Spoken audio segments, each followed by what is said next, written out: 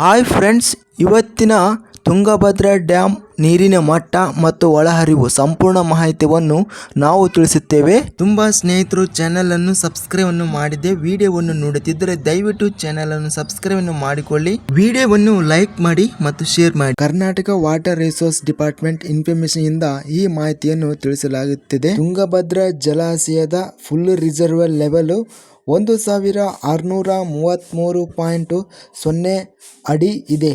ಇಂದು present reservoir level 1631.72 ಅಡಿ ನೀರು ಏರಿಕೆ ಕಂಡಿದೆ. ಗರಿಷ್ಠ ಜಲಾಶಯ ಸಾಮರ್ಥ್ಯ 105.78 TMC ಇದೆ. ಇವತ್ತಿನ ಜಲಾಶಯ ನೀರಿನ ಸಾಮರ್ಥ್ಯ 100.68 TMC ಏರಿಕೆ ಕಂಡಿದೆ. ಇವತ್ತಿನ ನೀರಿನ ಒಳಹರಿವು ಇನ್ಫ್ಲೋಸ್ ಬಂದು ಅತ್ಯಧಿಕ ಪ್ರಮಾಣದಲ್ಲಿ ಇಂದು ಸಹ ನೀರಿನ ಒಳಹರಿವು ಆಗಿದೆ.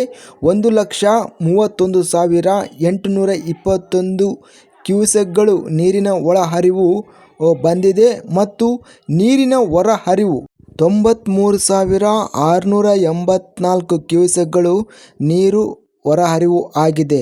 ಇನ್ನು ನಿನ್ನೆ ಕಂಪೇರಿಂಗ್ ಮಾಡಿದರೆ ಇಂದು ನೀರಿನ ಹೊರಹರಿವು ಕಡಿಮೆಯಾಗಿದೆ.